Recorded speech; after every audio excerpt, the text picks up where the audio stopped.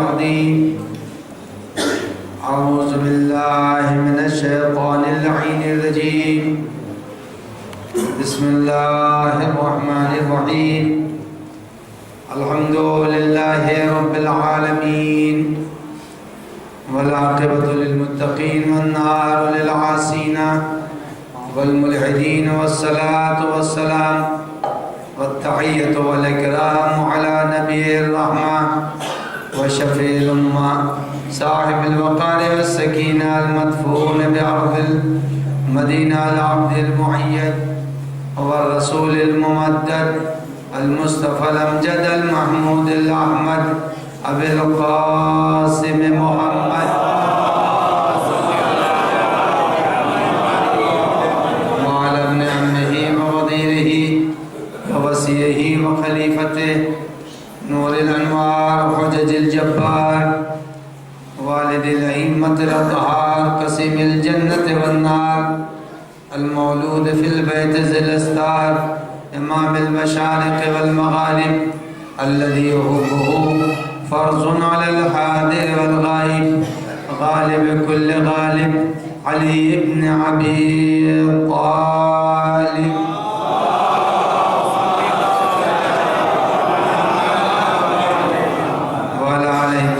الطاهرين المعصومين المنتجبين المخاطبين لا سيما على بقية الله العظم حجة بن الحسن المهدي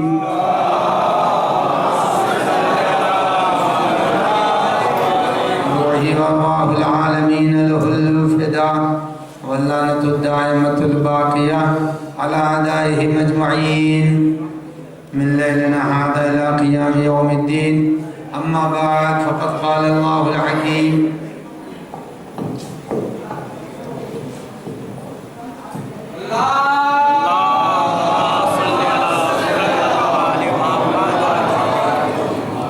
في كتابه الكريم بسم الله الرحمن الرحيم كل نفس ذائقة الموت ثم إلينا ترجعون صلوات محمد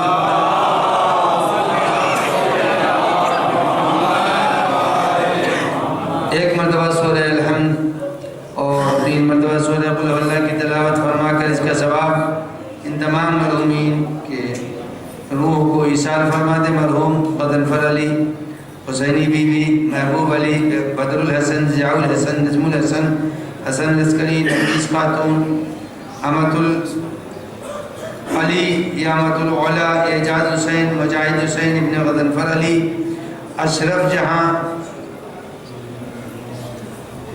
کاظم حسین کی روح کو ایصال فرما دے.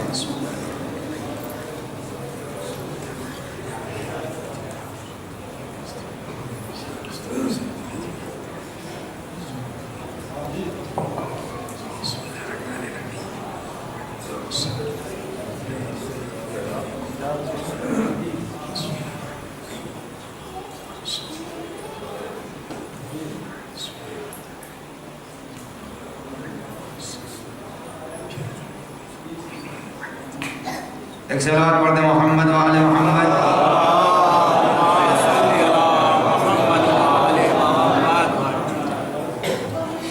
قرآن مجید کی اس آیہ کریمہ کے ذیل میں میں نے کچھ باتیں صبح کی تقریر میں آپ کی خدمت میں پیش کی تھی. پروردگار عالم اس آیہ کریمہ میں صاف اور صریح انداز سے اعلان فرما رہا ہے کہ ہر انسان کو موت کا مزہ چکھنا ہے.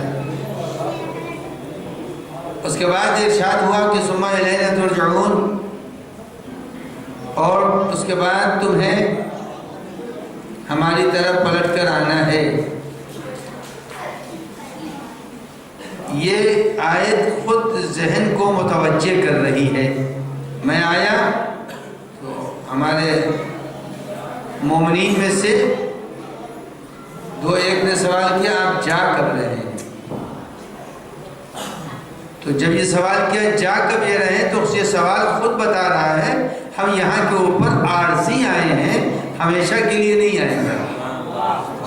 ہم یہاں عارضی ہیں، اسی لیے تو پوچھ رہے ہیں کہ کب جا رہے ہیں آپ۔ معلوم ہوا کہ جہاں قیام تھوڑے دنوں کے لیے ہوتا ہے وہاں کے لیے پوچھا جاتا واپسی کب ہے۔ تو اب قرآن مجید کہتا ہے ثم الینا ترجعون، تم کو پھر پلٹ کے ہماری طرف آنا ہے۔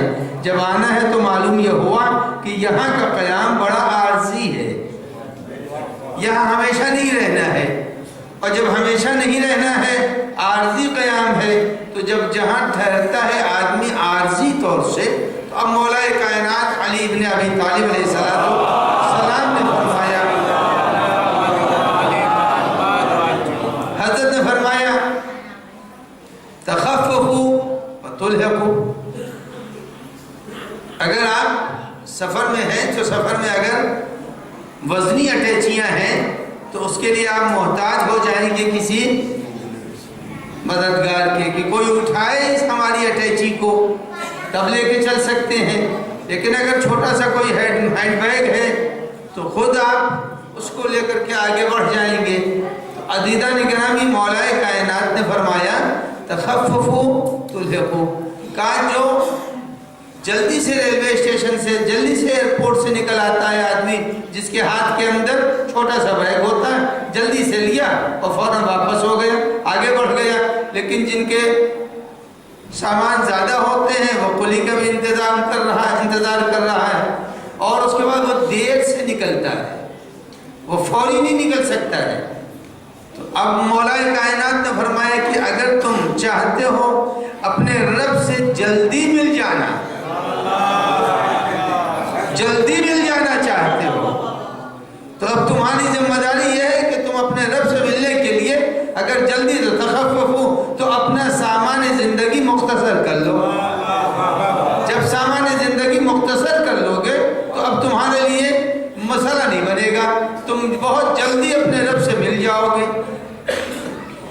اور اگر انسان کا سامان زندگی پھیلا ہوا ہے تو پھر مشکل ہو جائے گی۔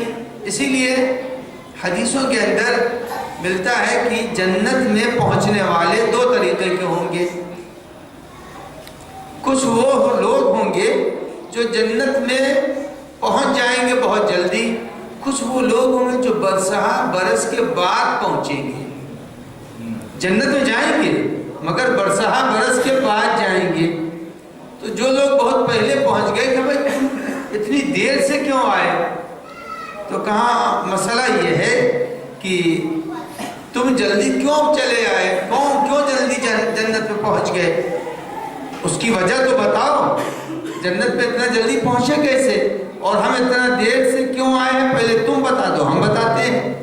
تو کہا جب اللہ نے پوچھا مجھ سے کہ یہ بتاؤ تم نے دنیا میں کیا کیا، تو ہم نے کہا پالنے والے صبح میں کماتا تھا، شام کو کھا لیتا تھا، 2 رکعت سجدے کی نماز پڑھ لیتا تھا، پوری زندگی تو یوں ہی گزر گئی، نہ میرے پاس مال تھا، نہ میرے پاس دولت تھی، نہ میرے پاس کوئی حساب و کتاب کے لیے رجسٹر تھا، کچھ بھی نہیں، ہمارا حساب بالکل صاف تھا۔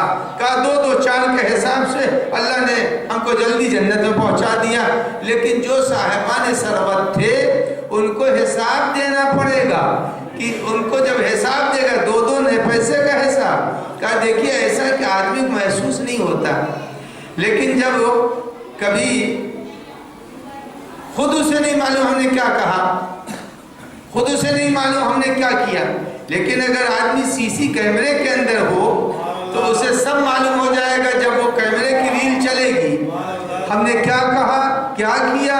عزیزان گرامی، ہماری اس دنیا کے اندر ہماری زندگی بہت زیادہ مثلا ہم کو کچھ پتہ ہی نہیں چلتا، کچھ ہمیں احساس ہی نہیں ہے، لیکن جب رب العزت کا وہ کیمرہ چلے گا قیامت کے دن، تب اس دن قرآن مجید کہتا ہے کہ یہ وہ عمل ہے، یہ چیز ہے، وہ ریکارڈ ہے کہ اس کے اندر ہر چھوٹی بڑی چیز آ گئی، کوئی ایسی چیز نہیں ہے جو اس کے اندر محفوظ نہ ہو۔ تو اب قرآن مجید نے بیان کر دیا کہ جنت میں جانے والے وہ افراد ہوں گے جن کے زندگی مختصر ہوگی۔ مختصر سے مراد یہ نہیں جوانی میں مر جائے، نہیں، مختصر سے مراد کہ جو زندگی اللہ نے عنایت کی ہے اس کے اندر دنیا کا جھمیلا کم رکھے، اگر دنیا سے ربط زیادہ ہے، دیکھیے دنیا کو پروردگار عالم نے اس لیے نہیں پیدا کیا ہے کہ جوگی ہو جائے، جوگی بننے کے لیے نہیں بنایا ہے، کہا راہب ہو جائے، اللہ نے اس کے لیے بھی نہیں بنایا دنیا۔ اللہ نے دنیا کو اس لیے بھی نہیں بنایا ہے کہ جا کر کے پہاڑوں کی چوٹیوں پر بیٹھ جائے، یا اور نہیں، یہ بھی نہیں اللہ نے کہا ہے۔ نہ پہاڑوں کی چوٹیاں اللہ کو پسند ہیں، اگر اللہ کو پہاڑوں کی چوٹیاں پسند ہوتی، وہ عبادت پسند تھی، تو علی بن ابی طالب کو پہاڑوں پر بھیج دیتا۔ اگر اللہ کو یہی پسند ہوتا کہ ہمارا بندہ خانقاہوں میں چلا جائے، تو پیغمبر کبھی دین اسلام نہ لے کے آتے۔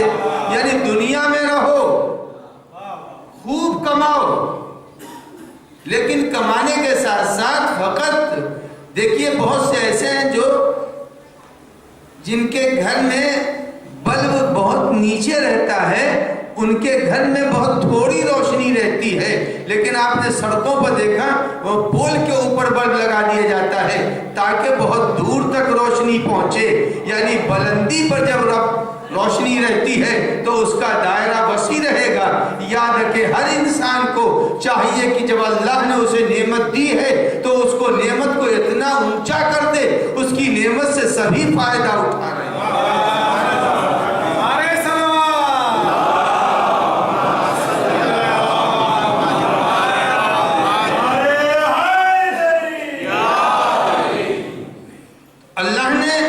دنیا کو خراب تھوڑی بنایا۔ اگر دنیا میں دولت مند ہونا عیب نہیں ہے، اگر دولت مند ہونا عیب ہے تو عزیزان گرامی حضرت سلیمان کے پاس کیا دولت کم تھی؟ حضرت داؤد کے پاس دولت کم تھی؟ دولت کا ہونا عیب نہیں ہے۔ ہر دولت مند کو چاہیے دولت مند بننے کے بعد مزاج خدیجہ پیدا کر لے۔ مزاج خدیجہ پیدا کر لیا پھر دولت نور و نالا نور ہے۔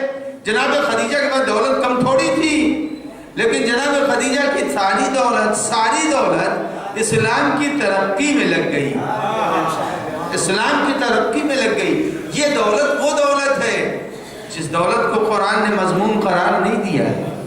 جناب سلیمان اور حضرت داؤد علیہ السلام کے پاس دولت کم نہیں تھی، مالک ہی تھے، زمین کے بادشاہ تھے، لیکن انہوں نے اپنی ساری دولت کہاں خرچ کر دی؟ ساری دولت انہوں نے بیت المقدس کے بنانے میں خرچ کر دی۔ معلوم یاد کہ اگر دولت مند ہے تو دین کے کام آئے، جب دین کے کام آئے گا تو وہ دولت عیب نہیں ہے۔ اور یہ یاد رکھیے گا آج ہمارا جو دین ہے، ہر زمانے میں 1400 سال پہلے امیر المومنین علی بن ابی طالب علیہ السلام نے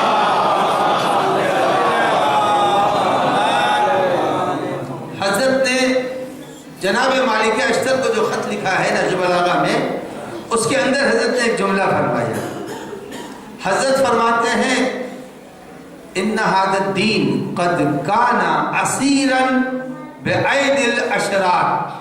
حضرت نے فرمایا کہ دین قیدی بنا ہوا ہے۔ کن لوگوں کے ہاتھوں میں؟ شرپسندوں کے ہاتھوں میں دین قیدی بنا ہوا ہے۔ یہ بات کل امیر المومنین نے 1400 سال پہلے کہی ہے۔ دین قیدی ہے، کس کے ہاتھوں میں قیدی ہے؟ ان لوگوں کے ہاتھوں میں قیدی ہے جو شرپسند ہیں۔ تو اگر کل دین قیدی تھا تو آج بھی دین قیدی ہے۔ جب دین قیدی ہے تو دین کو قید سے نکالنا ہے۔ کل بھی دین کو قید سے نکالنے کی ضرورت تھی، آج بھی نکالنے کی ضرورت ہے۔ دین قید سے نکلے گا کیسے؟ قید سے دین نکلے گا کیسے؟ اگر قیدی کو جیل سے نکالنا ہے تو کیسے نکالیں گے؟ ہم کو کوشش کرنی پڑے گی۔ وہ قیدی تو قید ہے، وہ کچھ نہیں کر سکتا۔ اسے قید سے نکالنے کے لیے کوشش باہر والوں کو کرنی پڑے گی۔ اسلام قیدی ہے، اس قید سے نکالنے کے لیے کوششیں ہم کو کرنی ہیں۔ اور کس کے ہاتھوں میں قیدی ہے؟ کا بعید الاشرار، کا شرپسندوں کے ہاتھوں میں۔ کا بس کوشش یہ ہونی چاہیے شرپسند کمزور ہوتا رہے گا، دین قوی ہوتا رہے گا۔ شرپسند مضبوط ہوگا، دین قوی قیدی ہو جائے گا۔ تو ہر دور میں کوشش یہ ہونی چاہیے کہ شرپسند کمزور ہو جائے۔ شرپسند کمزور کیسے ہوگا وہ بھی سن لیجئے۔ شرپسند کیسے؟ دین شرپسندوں کے ہاتھ میں قیدی بنا ہوا ہے۔ آپ ہم سبھی جانتے ہیں، اس بات کو سب جانتے ہیں کہ دین کمزور ہے۔ ابھی آج صبح میں بھائی صاحب نے بیان کیا کہ بھوپال میں ابتدائی زمانے میں عزاداری میں افراد بہت تھوڑے تھے۔ آج ہی بیان کیا، بتایا کہ 50 سال پہلے کی بات ہے، 60 سال 70 سال پہلے کی بات ہے کہ عزاداری میں افراد بہت تھوڑے تھے اور ڈرتے ڈرتے وہ عزاداری کر رہے تھے۔ لیکن آج برملا عزاداری ہو گئی۔ کیوں برملا ہو گئی؟ وجہ اس کی کیا ہوئی؟ جب تعداد کم رہتی ہے تو دشمن غالب رہتا ہے، جب تعداد بڑھ جاتی ہے دشمن مغلوب ہو جاتا ہے۔ جب شرپسند گھٹنے لگیں گے، دیندار بڑھنے لگیں گے تو دین کو غلبہ ہوگا، اور جب دین مزمحل ہوگا، دین مزمحل کیسا ہوگا؟ ہم جب دین پر عمل نہیں کریں گے، جب ہم دین پر عمل نہیں کریں گے دین مزمحل ہوگا۔ اور دین کو کہاں سے کامیابی ملے گی؟ دیکھیے، یہ یاد رکھیے گا، محرم کو 1-2 دن رہ گئے ہیں، بس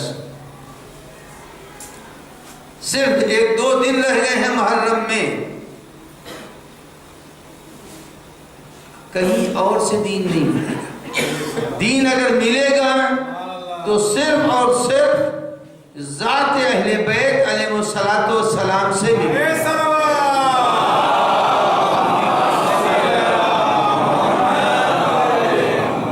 صرف ان سے ملے گا اور کسی سے نہیں ملے گا۔ اچھا، یہ دین جو ہمارا ہے یہ حق ہے یا نہیں ہے؟ ہمارا حق ہے دین۔ اور دیکھیں، دین کی اگر کوئی شخص تعریف کر رہا ہے تو ایک بات ہر کے ذہن میں ہونی چاہیے کہ نجات عقیدت سے نہیں حاصل ہوگی۔ نجات عقیدت سے حاصل نہیں ہوتی، نجات عقیدے سے حاصل ہوتی۔ اگر صحیح عقیدہ ہے تو نجات مل جائے گی، لیکن عقیدت سے چاہیے نجات مل جائے تو عقیدت سے نجات نہیں ملے گی۔ اہل بیت سے عقیدت رکھنا یہ نجات کا سبب نہیں ہے۔ اہل بیت سے عقیدت رکھنا نجات نہیں دلائے گا، اہل بیت کا عقیدہ رکھنا نجات دلائے گا۔ دونوں میں فرق ہے۔ عقیدت تو بہت سے لوگوں کو ہے، نہ جانے کتنے کو، عیسائیوں کو عقیدت ہے، ہندوؤں کو عقیدت ہے، یہودیوں کو عقیدت ہے۔ جار جرداق عیسائی تو ہے، جار جرداق عیسائی ہے، ابھی مرا ہے، لیکن اس نے امیر المومنین علی بن ابی طالب علیہ السلام پر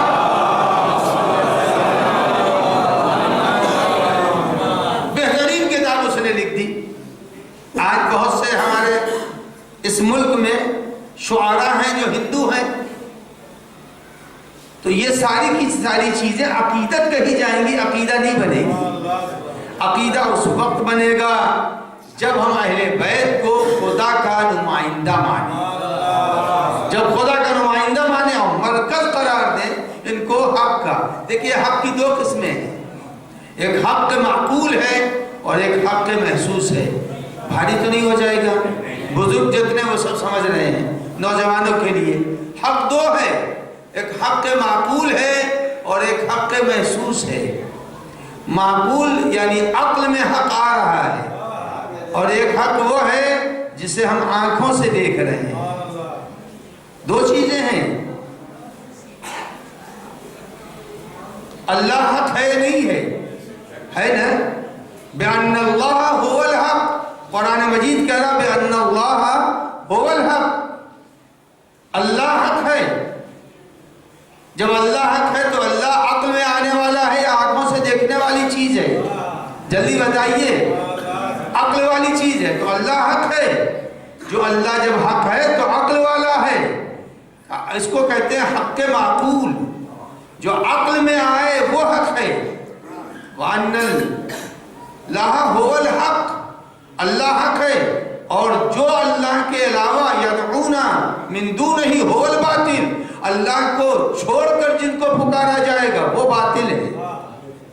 اب یہاں قرآن مجید نے بیان کر دیا حق کی دو قسمیں ہیں، ایک حق وہ ہے جو انسان جس کا عقیدہ رکھتا ہے، ایک حق وہ ہے جس کو آنکھوں سے دیکھتا ہے۔ تو وہ حق بھی چاہیے جو عقل والا ہے، وہ حق بھی چاہیے جو آنکھوں والا ہے۔ اب عزیزان گرامی میں عرض کر دوں، آنکھوں والے حق کو بھی پیغمبر نے بیان کر دیا۔ یہ حق وہ تھا قرآن مجید جو کہہ رہا ہے کہ بأن اللہ والا، اللہ حق ہے، اللہ کے علاوہ جس نے جس کسی کو بھی پکارا من دونہ هو الباطل، وہ باطل ہے۔ ایک یہ حق عقل ہے، معقول حق ہے، اور ایک محسوس آنکھوں سے دیکھنے والا حق۔ وہ دیکھنے والا حق کیا ہے؟ اب ابھی تو گزری ہے، 10 دن بھی تو نہیں ہوئے، شاید 10 دن ہو گئے، غدیر کو 10 دن ہوئے یا نہیں ہوئے؟ اب پیغمبر اکرم صلی اللہ علیہ وآلہ وسلم نے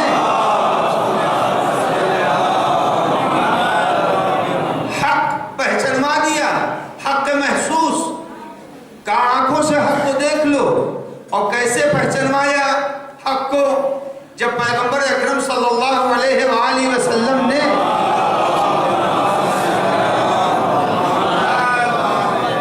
غدیر میں بلند کیا، سب آپ جانتے ہیں، خطبہ دیا، بلند کیا، پہچانوا دیا کہ جس کا میں مولا ہوں اس کے یہ علی مولا ہے، سب کچھ کہہ دیا۔ اس کے بعد جو جملہ کہا ہے، اس کے بعد جو جملہ کہا وہ جملہ ہے امیر المومنین کے لیے، اللہم عادل الحق معہ، اے پالنے والے حق کو ادھر موڑ دے جدھر علی ہو۔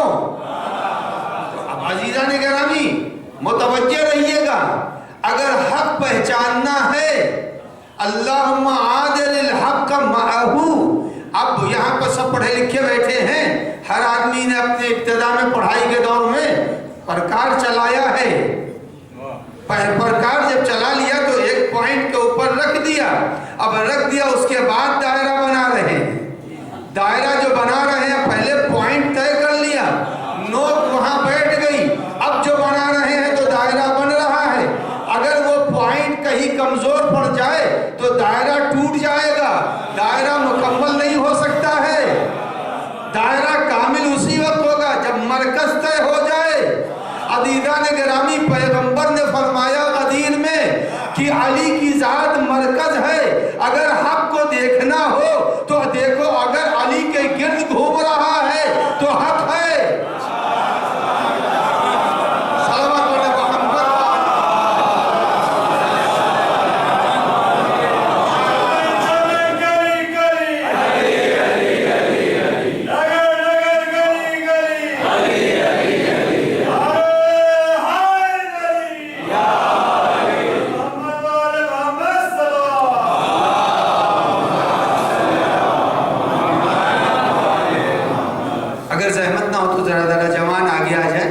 بزرگوں کو بیٹھے رہنے دیں، بزرگ اپنی جگہ پر ہیں، صرف نوجوان جلدی جلدی اٹھ کے آگے آ جائیں، بزرگوں کو زحمت نہ دیں۔ صلوات پڑھیں محمد و آل محمد۔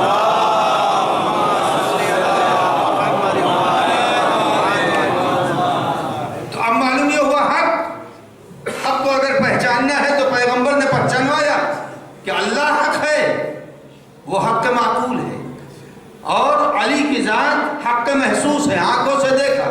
اللہم عادل الحق، اے پالنے والے حق کو ادھر موڑ دے۔ اب یہ نہ سمجھئے گا علی حق کے ساتھ ہیں، یہ نہ سمجھئے گا علی حق کے ساتھ ہیں، بلکہ حق علی کے قدموں سے لپٹا ہوا ہے، جہاں جہاں علی جا رہے ہیں وہاں وہاں حق جا رہا ہے۔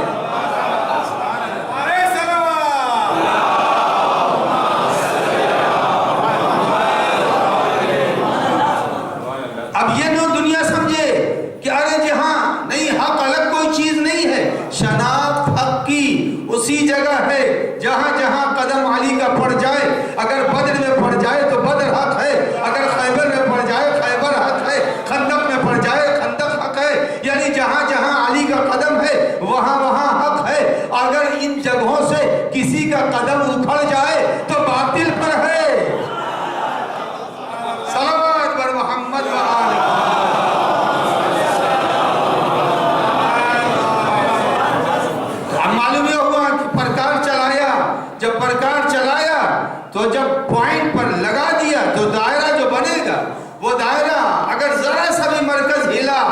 تو دائرہ ٹیڑھا ہو جائے گا. اب دائرے کو اگر صحیح بنانا ہے، ارے سوئی کی نوک برابر فرق نہیں آئے گا، مل جائے گا، دائرہ مل جائے گا. جب مل جائے گا تو اب عزیزان گرامی اسی کو تو پہچانوایا ہے پیغمبر نے کہ اپنے دور میں ہوں مرکز، میرے بعد علی مرکز ہے، علی کے بعد حسن مرکز ہے، حسن کے بعد حسین مرکز ہے. کہا اب یاد رکھنا اولنا محمد واوسطنا محمد وآخرنا محمد وکلنا محمد، یعنی جو شان نبی کی ہے وہی حسین کی بھی ہے، جو شان حسین کی ہے سید سجاد کی بھی وہی ہے. صلوات پڑھ محمد.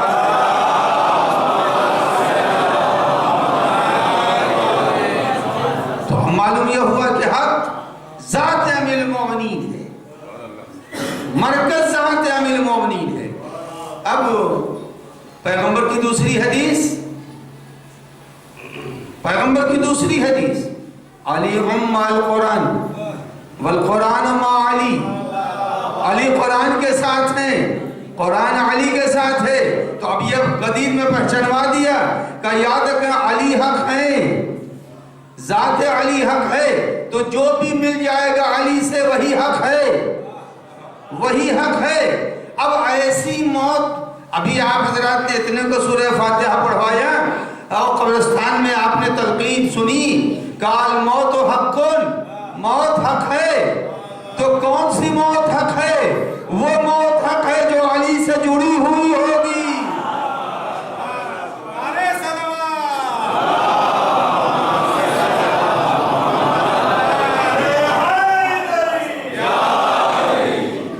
سب تلقین میں پڑھ رہے ہیں، دونوں تلقین، موت و حق کون؟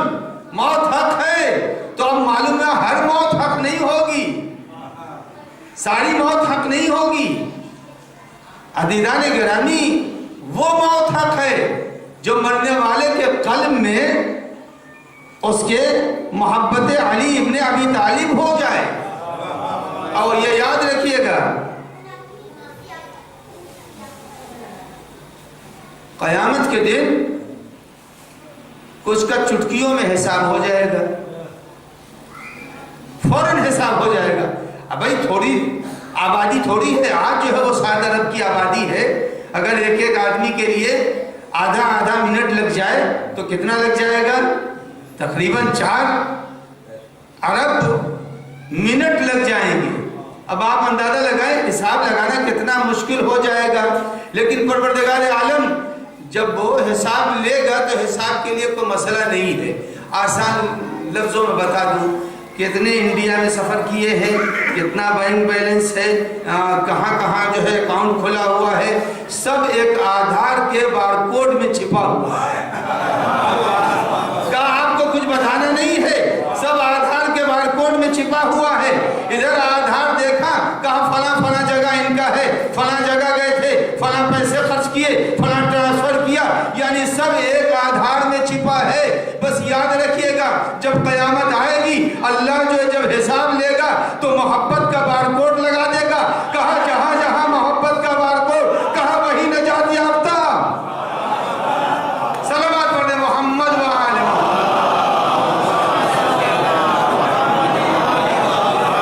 اب دیکھنا نہیں پڑے گا وہاں پر، ارے بھائی ان کی نماز کو توڑو، ان کے روزوں کا جائزہ لو، ان کے حج کی کیفیت معلوم کرو. کہا کچھ نہیں، یہ دیکھو لے کے کیا آئے ہیں.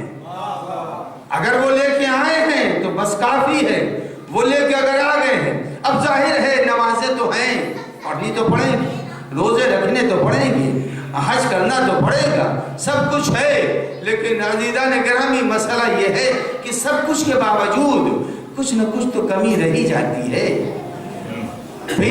ہم سب اس دور سے گزرے ہیں کہ ہم بہت تیاری کر کے گئے تھے، سارے کے ساری تیاریاں راتوں میں جگ کر کے امتحان کی تیاری کی. لیکن جب رزلٹ آتا ہے تو معلوم یہ ہوا کہیں 85 مل رہے ہیں، کبھی 40 مل رہے ہیں، کہیں 70 مل رہے ہیں. پوری تیاری سے گئے تھے، مگر جب امتحان کا پرچہ لکھا تو ممتحن کی نظر میں کہیں 15% گھٹ گئے، کہیں 20% گھٹ گئے، کہیں 16% گھٹ گئے، یعنی گھٹے 100% کہیں نہیں ملا. جب دنیا کے امتحان کے پرچوں میں 100 نہیں مل رہا ہے تو آخرت کے حساب میں کہاں پورا ملے گا؟ وہاں بھی پورا نہیں ملے گا. وہاں جب پورا نہیں ملے گا تو جتنا ناقص ہوگا. نماز میں کمی آئی, کہا علی نے کہا میری نماز سے لے لو. روزوں میں کمی آئی, کہا ہمارے روزوں سے لے لو. کہا ہمارے حج میں کمی آئی, کہا حج سے لے لو. معلوم ہماری کمی کو اہل بیت پورا کریں گے. صلوات پڑھیں محمد وآلہ محمد.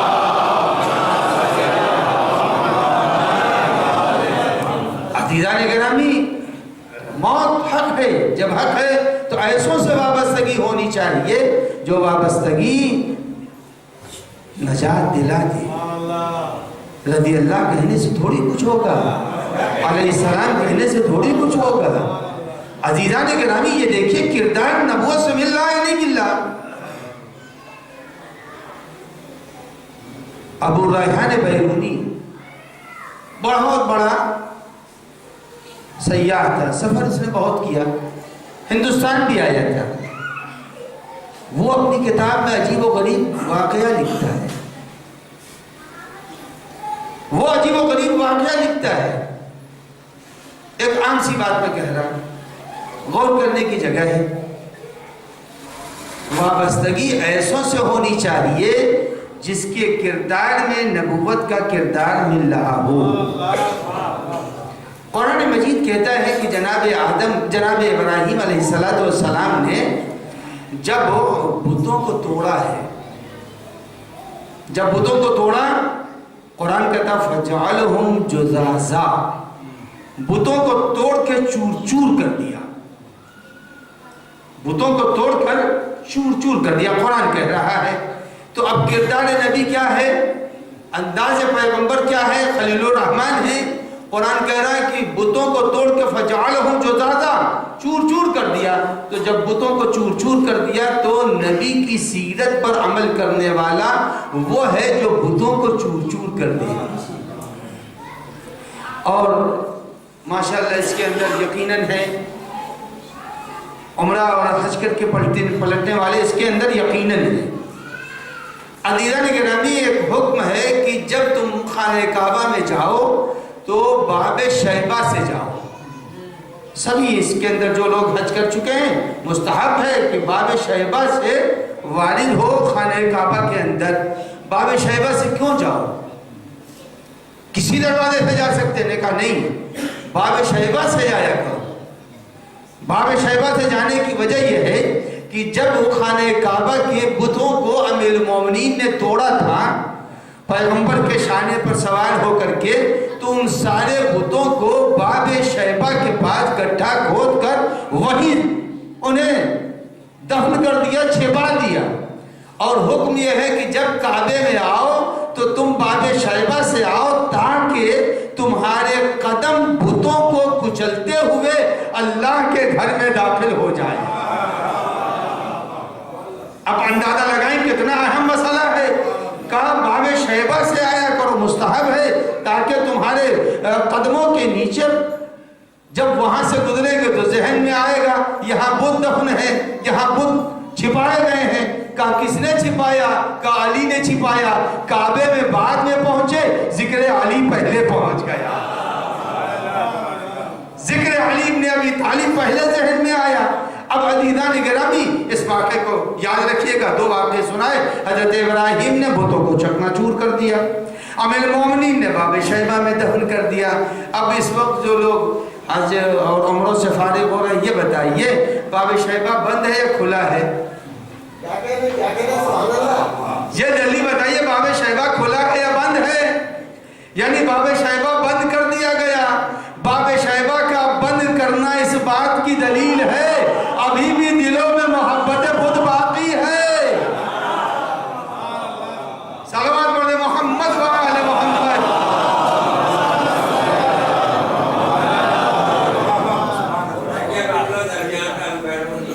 ابھی بڑھوں گا, وہاں پہنچا کہاں ہوں, وہ تو یہ مقدمہ اس کا ہے. صلوات پڑھیں محمد وآل محمد. یعنی آج بھی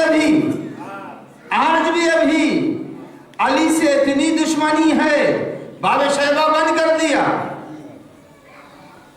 تاکہ جب باب شیبہ سے آئیں گے, ہر مناسک میں لکھا باب شیبہ سے جاؤ, تو اب آدمی پوچھا کیوں کیا خصوصیت باب شیبہ کی ہے؟ کہا یہ وہ جگہ ہے جہاں بت چھپائے گئے ہیں. جب بت چھپائے گئے ہیں تو جب بتوں کا ذکر آئے گا کہا کس نے چھپایا؟ کہا علی نے چھپایا. کہا کب چھپایا؟ کہا فتح مکہ پر چھپایا. کہا فتح مکہ کیسے ہوئی؟ کہا دوش علی کی دوش نبی پر علی سوار ہوئے تھے اور کہا تھا کہ یا رسول اللہ اگر کہیے تو میں اس وقت آسمان کے تاروں کو اپنے ہاتھوں سے چھو دوں. تو عزیزان گرامی یہ ہے اور یہی نہیں، اتنی دشمنی ہر زمانے میں رہی اور رہے گی. ہم تو کہتے ہیں کہ رکھو دشمنی تاکہ ہم سے الگ تو رہو گے،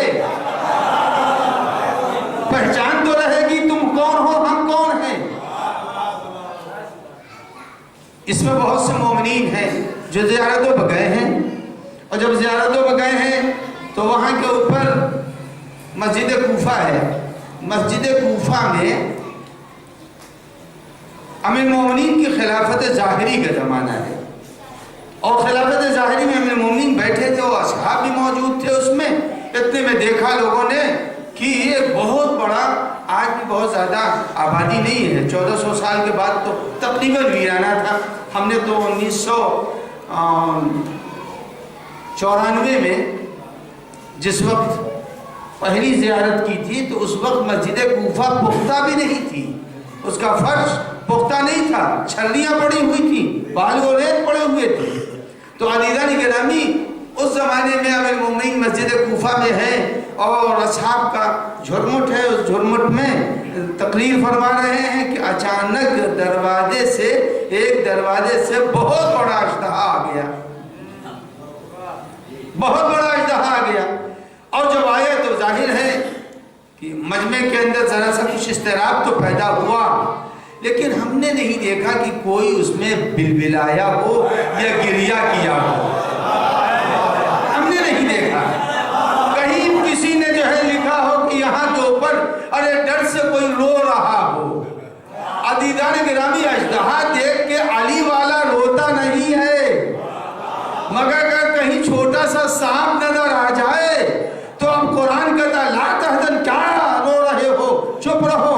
معلوم ہے جو علی کے ساتھ رہتا ہے سکون قلب رکھتا ہے. اب دروازے کے اوپر اب لوگوں نے کہا ارے باب صوبان، صوبان یعنی اژدہا، بار بار لوگ کہہ رہے ہیں باب صوبان، باب صوبان، باب صوبان. اب لوگوں پہ اس کا نام اژدہے والا دروازہ کیوں رکھا گیا؟ تو اب لوگوں کو بتایا گیا ارے بھائی اس دروازے کا اژدہا آیا تھا. تو کہا کسی کو ڈسا؟ کہا نہیں. کہا ہوا کیا؟ کہ وہ علی سے گفتگو کر کے چلا گیا تھا. تو اب یہ ذکر ہر جگہ پھیلنے لگا، دروازے کا نام ہی رکھ دیا باب صوبان. دروازے کا نام جب رکھا تو وہی دل کی جلن. تو اب جب خبر ہوئی شام کے حاکم کو تو انہوں نے کہا کہ اس سے تو علی کی فضیلت پھوٹ رہی ہے، دروازے سے علی کی فضیلت پھوٹ رہی ہے. لہذا اس زمانے کے ہندوستان سے، اب یہ یاد رکھیے گا ایک ایک جملے کی ذمہ داری، اس زمانے کے ہندوستان سے، آج کا ہندوستان نہیں ہے.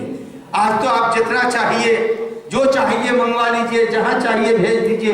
اس زمانے کے ہندوستان سے ہاتھی منگوایا اور ہاتھی منگوا کر اس دروازے پر باندھا گیا اور مدتوں ہاتھی باندھا گیا تاکہ لوگ اس کو باب الفیل کہنے لگے. عزیزان گرامی باب الفیل کہا جانے لگا. اب جب باب الفیل ہے تماشا دیکھنے ہاتھی کا لوگ آ رہے ہیں، ہاتھی کو دیکھ رہے ہیں، بھول گئے باب صوبان. عزیزان گرامی یاد رکھیے گا دشمن کوشش کر رہا ہے ذکر علی دب جائے، لیکن آج بھی جب حکومت بدلی ہے اب باب فیل کوئی نہیں کہہ رہا ہے، پھر کہہ رہا ہے باب صوبان.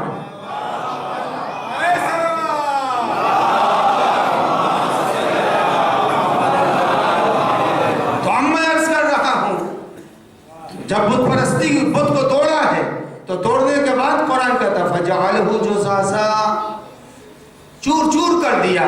اب میں آپ کی خدمت میں ابو ریحان بیرونی کیا کہتا ہے، وہ لکھتا ہے کہ جب سرزمین عرب سے بت پرستی ختم کی جانے لگی، توجہ چاہیے، تاریخ کے اوپر کی جب بت پرستی ختم ہو رہی تھی، اسلام پھیل رہا تھا، تو جو بت تھے اس بت کو بنا سنوار کے اور بہتر کر کے بھیجا جا رہا تھا ہندوستان اور دوسرے ملکوں میں۔ اور کون بھیج رہا تھا؟ حاکم شام بھیج رہا تھا۔ اب اندازہ لگائیں کہ دین قیدی تھا یا نہیں قیدی تھا؟ یعنی جب دین میں ایسے افراد خلیفہ بنیں گے جو بدھ بیچیں گے، تو یہ یاد رکھیے گا جہاں بدھ بولے گا، جہاں بدھ بیچا جائے گا، وہ وارث نبی نہیں ہوگا، وہ وارث ابراہیم نہیں ہوگا، وہ وارث ابراہیم ہوگا جہاں بدھ توڑے جا رہے ہو، بدھ کو چھپایا جا رہا ہو۔ تو عزیزان گرامی تاریخ دیکھیے، تاریخ کہتی ہے بدھ کو بیچ رہے تھے اور بڑے بڑی رقموں پر بدھ بیچے جا رہے تھے۔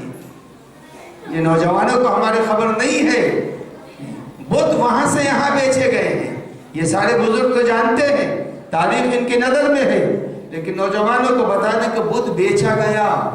جب بدھ بیچا گیا تو اب امیر المومنین نے کیا فرمایا؟ ھذا الدین قد کان عسیرا بعید الاشرار، دین قیدی تھا، دین کے قید کو توڑنے کے لیے آل محمد علیہ السلام آگے بڑھے۔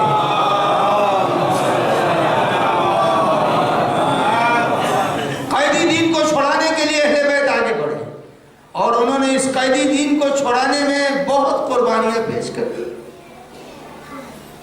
بہت سی قربانیاں پیش کی۔ اور آج دنیا کے سامنے اہل بیت کی قربانیاں زندہ ہیں۔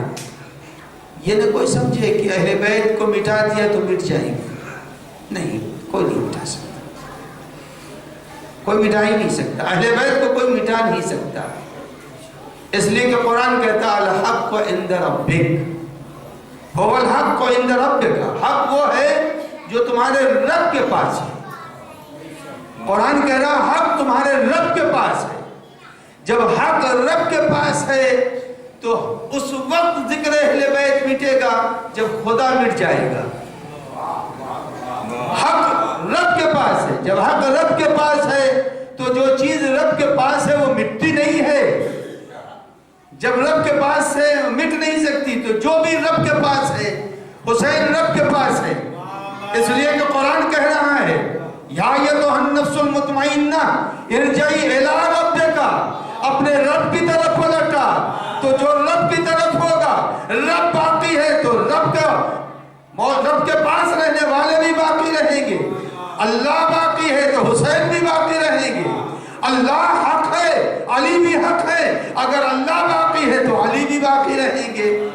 تو عزیزان گرامی ضرورت ہے اس بات کی کہ پہچانا جائے حق ہے کیا۔ یہاں سے لے کے وہاں تک کے پورے سفر میں کوئی کام نہیں آئے گا، کوئی کام آ ہی نہیں سکتا۔ اگر کوئی کام آئے گا تو وہی آئے گا جو وہاں کی بھی خبر رکھتا ہو، یہاں کی بھی خبر رکھتا ہو، اس کے بعد کی بھی خبر رکھتا ہو، وہی تو بتائے گا، ورنہ ہر آدمی تھوڑی خبر دے گا۔ اب آپ مجھ سے پوچھئے کہ بھوپال کے اندر سب سے اچھا ہوٹل کون سا ہے، میں کیا بتاؤں گا، ہم نے دیکھا ہی نہیں ہوٹل کا سب سے اچھا پان کہاں ہے، مجھے کیا معلوم کہاں ہے۔ لیکن آپ پوچھ لیں کہ بھوپال میں اعضا خانے کہاں ہیں، تو جو آنکھوں سے دیکھا وہ بھی بتا دوں گا، جس کا ذکر سنا ہے وہ بھی بتا دوں گا۔ معلوم ہوا آدمی وہ کارآمد ہوتا ہے جو سب کے اوپر نظر رکھے۔ عزیزان گرامی یاد رکھیے گا کہ ان کا ساتھ کافی ہوتا ہے، وہ ساتھ مفید ہوتا ہے جو ہر مرحلے پر ہمیں سہارا دے دے، وہ ساتھ کافی نہیں ہوتا جو بعض جگہوں پر چھوڑ کے چلا جائے، وہ ساتھ کافی نہیں۔ اب یاد رکھیے گا کہ ہم نے جن لوگوں کو اپنا رہبر بنایا ہے ان کے اقتدار کی حدیں فقط اس دنیا میں نہیں ہے، دنیا کے بعد بھی ان کے اقتدار کی حد ہے۔ اقتدار اولیاء الہی کی حد بعد میں بھی ہے۔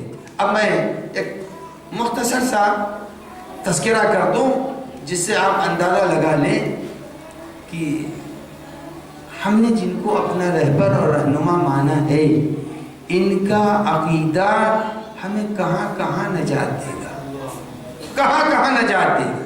سب سے پہلے موقع جو آتا ہے قبض روح کا آتا ہے۔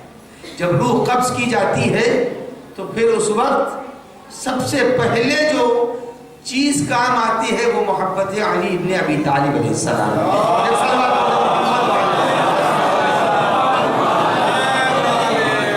سب سے پہلے جو کام آئے گی وہ وقت موت کام آئے گی۔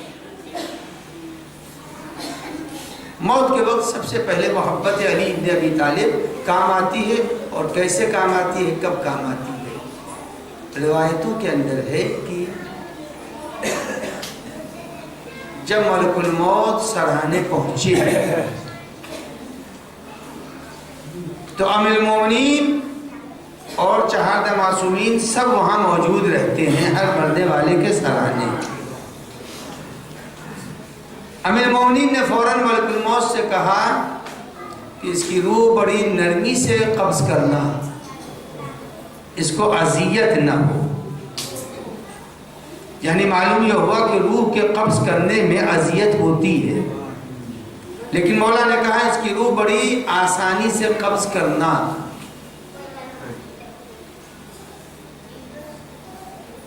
اچھا، روایت کہتی کہ ہر مرنے والے کے سرانے پہنچ کے جملہ مولا کائنات کہتے ہیں اس کی روح آسانی سے قبض کرنا۔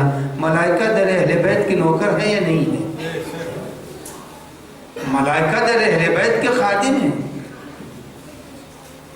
آپ اپنے گھروں کے اندر جب ملازم یا ملازمہ رکھتے ہیں تو ان کو کچھ ڈائریکشن پہلے ہی دن دے دیتے ہیں یا نہیں دیتے؟ جب ڈائریکشن دے دیا اب اس کے بعد روزانہ وہی بات وہی ڈائریکشن ڈیلی دیتے ہیں کہ ایک دن دے دیا وہ عمل ہوگا؟ ایک دن کہہ دیا کہ بھائی دیکھو 8:30 بجے ہمیں چائے چاہیے، تو اب بس بتا دیا 8:30 بجے۔ اب ملازم کا کام ہے کہ 8:30 بجے چائے تیار کر کے دے دے۔ ہر روز تھوڑی کہنا آج 8:30 بجے دے دو، دوسرا دن ہے کہ 8:30 بجے دے دو، کہا تیسرا دن ہے 8:30 بجے دے دو، کہا یہ کوئی نہیں کہتا۔ کہا یہ امیر المومنین فرماتے ہیں ہر مرنے والے کے سرانے پہنچ کے کہ دیکھو اس کی روح قبض کرنا آسانی سے، یہ ہمارا یہ مولا کائنات کیوں کہتے ہیں؟ کیوں کہتے ہیں مولا کائنات کہ یہ اس کی روح آسانی سے قبض کرنا یہ ہمارا چاہنے والا ہے؟ عزیزان گرامی، وجہ یہ ہے کہ اب تک ہم نے کہا تھا ہم مولا کو مانتے ہیں، ہم نے کہا تھا ہم علی کو سے محبت کرتے ہیں، ہم کہہ رہے تھے یا علی مدد، لیکن یہ کیسے ثابت ہو کہ ہمارا یہ عقیدہ ان کے نزدیک قابل قبول تھا؟ یہ کیسے ثابت ہوگا؟ لہذا جب کوئی مرتا ہے تو امیر المومنین آ کے کہتے ہیں یہ ہمارا چاہنے والا ہے، تاکہ دنیا چھوڑنے سے پہلے پتہ تو چل جائے مولا نے محبت کا اقرار کر لیا۔ اگر مولا نہ کرتے تو نا امیدی میں چلے جاتے، پتہ نہیں قبول کیا یا نہیں، کہا یہ ہمارا ہے، اس کی روح آسانی سے قبض کرنا۔ تو عزیزان گرامی، آدمی کی حیات کا آخری لمحہ جس میں مولا کائنات آتی ہے، اور یہ مجلس جس کے ایصال ثواب کے لیے ہے، بہت اچھی زندگی مجھے تو آشنائی بہت پہلے سے تھی، برس سے یہاں آ رہا ہوں، آشنائی تھی مگر نیکیوں کی خبر نہیں تھی، ان کے نیکیوں کی خبر نہیں تھی۔ نیکیوں کی خبر کچھ مومنین سے ملی، مولانا سے ملی۔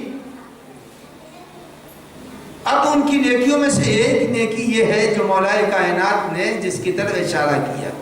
مولا کائنات نے فرمایا کہ تم زندہ رہو تو اس طرح سے زندہ رہو، ان عشتم حنو الیکم وَإِن متم بکو علیکم۔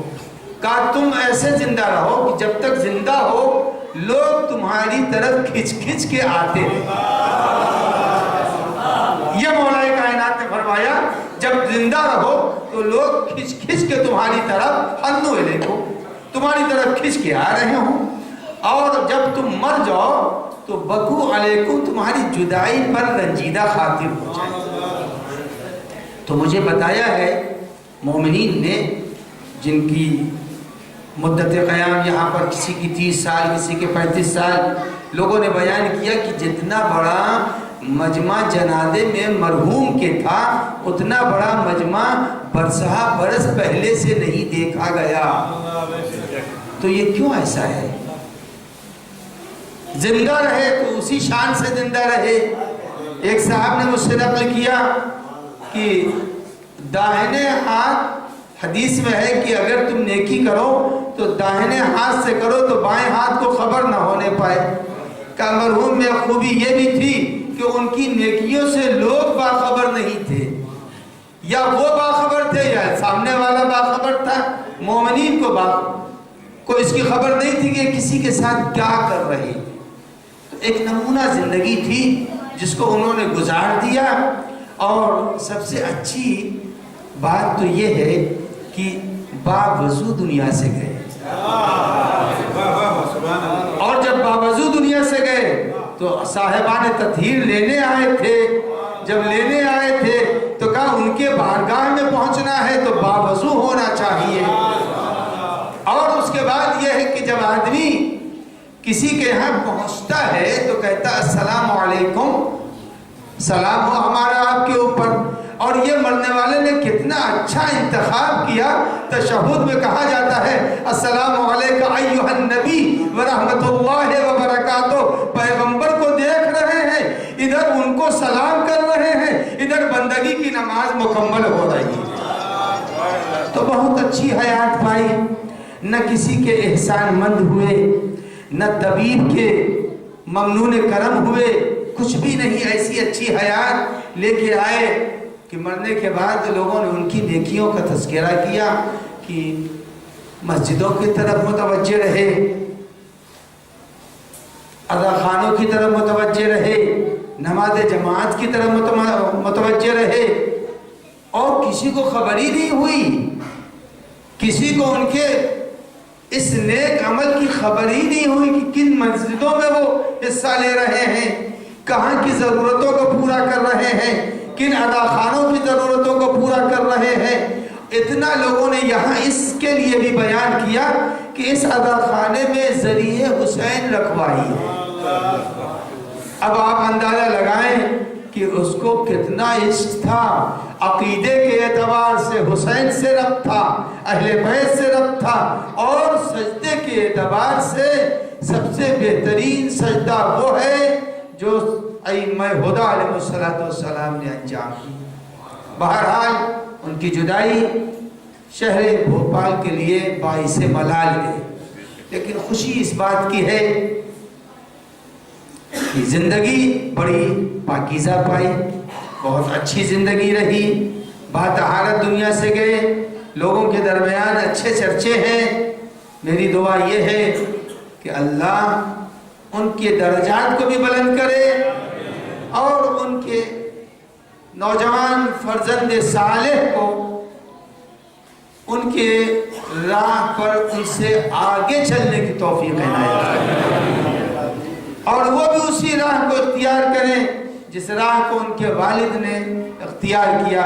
بس عزیزان گرامی، اتنی مجھے خبر بیٹے نے دی کہ اچانک وہ آ گئے، جس دن ان کی جس شام کو ان کا انتقال ہونا ہے اس کی صبح کو وہ آ گئے اچانک، باپ کو خبر بھی نہیں، اچانک وہ بمبئی سے آ گئے۔ ایک دن والد کے ساتھ رہے، مگر ان کو اس بات کا قلق ہے کہ اگر پہلے سے کوئی بیماری ہوتی تو ہم ذہنی طور سے ان کی جدائی پر آمادہ ہوتے۔ بیٹے کو غم ہے، بیٹیوں کو غم ہے، بیوی کو ملال ہے کہ پہلے سے کوئی ایسے آثار موت نہیں تھے، لیکن بہرحال میں ان کے بیٹے کو دلاسا دوں گا، ان کی بیٹیوں کو تسلی دوں گا، ان کی بیوہ سے کہوں گا کہ یہ خالی بتا دو ان کے مرنے کے بعد گھر میں کسی نے آگ تو نہیں لگائی، یہ بتا دو تمہارا پردہ تو کسی نے نہیں چھینا، یہ بتا دو ارے گھر کی دہلیز کے اوپر کوئی آ کر کے تمہیں ڈرا دھمکا تو نہیں رہا تھا؟ عزیزان گرامی یہ غم تو فقط اس گھر کے اوپر تھا، اس گھر کے اوپر تھا جس کا باپ ابھی دنیا سے گیا ہے، اور دروازے پر آگ لکڑیاں لے کے آنے والے آئے اور کہا کہ علی کو نکال دو ورنہ گھر میں آگ لگا دیتا ہوں۔ میں بیٹیوں سے کہوں گا دل کھول کے، فاصلے کے باوجود، ارے باپ کی میت کو آخری مرحلوں میں جاتے ہوئے دیکھ تو لیا، لیکن ہائے کوئی جناب صغرا سے پوچھے، ارے بیٹی مدینے میں تھی، باپ کربلا میں ہے، دفن کے لیے نہ سکینہ آ سکی، نہ صغرا پہنچ سکی، ارے ہاتھوں میں ہتھکڑیاں، سید سجاد پہنچے اور باپ کو دفن کر رہے تھے۔ عزیزان گرامی جب امام حسین رخصت کے لیے آئے، جزاکم ربکم، امام حسین جب رخصت کے لیے آئے تو آنے کے بعد بیٹے سے وصیتیں کی تھی، تاکید کی تھی کہ اے بیٹا ہماری قبر نہ بنانا، میرے سید سجاد میری قبر نہ بنانا۔ کہا اے بابا پھر کیسے دفن ہوں گے؟ کہا بیٹا جہاں میرا جنازہ ہوگا وہیں ذرا مٹی کو ہٹا دینا، وہاں تمہیں ہماری قبر مل جائے گی۔ عزیزوں آپ کو معلوم ہے قبر حسین کس نے کھودی؟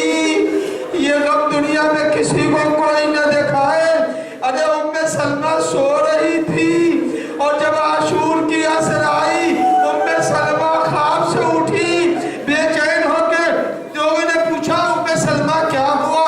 کہا رسول اللہ کو خواب میں دیکھا، ارے چہرے پر خاک پڑی ہوئی تھی، پانی پر گند پڑی ہوئی تھی۔ میں نے پوچھا یا رسول اللہ ارے یہ کیسی کیفیت ہے؟ کہا یا ام سلمہ قبر حسین کھود کے آ رہا ہوں۔ اے ام سلمہ میں نے اپنے نواسے کی قبر کھودی ہے۔ اللہ اکبر۔ امام حسین نے وصیت فرمائی، امام حسین نے وصیت فرمائی، سید سجاد پہنچے اور مٹی کو ہٹایا۔ اب جو مٹی کو ہٹایا کیا دیکھا کہ ایک تختہ بنا ہوا ہے، تختے کو ہٹایا، اب جو ہٹایا تو دیکھا قبر بنی ہے، اس پر ایک چادر پڑی ہوئی ہے۔ اب اے بیمار کربلا نے باپ کی میت کو ہاتھوں میں لیا اور ایک ہاتھ سے چادر کو ہٹایا، ارے جیسے ہی چادر کو ہٹایا کیا دیکھا؟ رسول اللہ بیٹھے ہیں، فاطمہ زہرا بیٹھی ہے، علی مرتضیٰ کہہ رہے ہیں اے سید سجاد میرے حسین کو میرے حوالے کر دو۔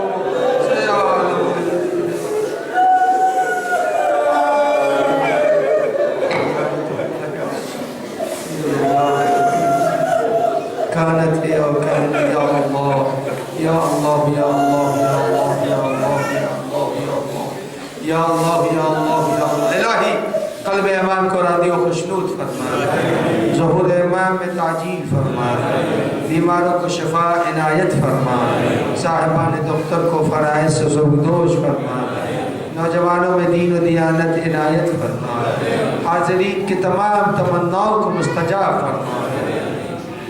یا اللہ بحق محمد و آل محمد واسطہ ملک و بیرون ملک سے جن لوگوں نے دعاؤں کی فرمائش کی، یا اللہ ان سب کی حاجتوں کو روا فرما۔ پالے والے شب قبر ہم سب کو اہل بیت کی زیارت و شفاعت نصیب فرما، عذاب قبر، فشار قبر، تاریکی قبر سے نجات عنایت فرما۔ پالے والے مومنین کی اولاد، حاضرین و گوئندہ سب کی اولاد کو الہ یوم القیامہ اہل بیت کے چاہنے والوں میں قرار فرما۔ پالنے والے واسطہ ہے انقلاب ایران کی حمایت فرما، مزارات مقدسہ کی حفاظت فرما، مراجع اعدام کی نصرت فرما، دشمنان تشیع کو ذلیل و رسوا فرما۔ یا اللہ بحق محمد و آل محمد تمام مرحومین جن کے لیے آپ نے ابھی سورہ فاتحہ پڑھا، یا اللہ ان سب کے درجات کو عالی و متعالی فرما۔ آنے والے بحق محمد و آل محمد عزائے امام حسین جو 2 روز کے بعد منعقد ہونے والی ہے، تمام روئے زمین پر حسین کے عزاداروں کو سلامتی عنایت فرما، پالے والے دشمنوں کے شر سے محفوظ فرما۔ کل شئین قدیر، آپ بجائے سے گزارش ہے کہ ایک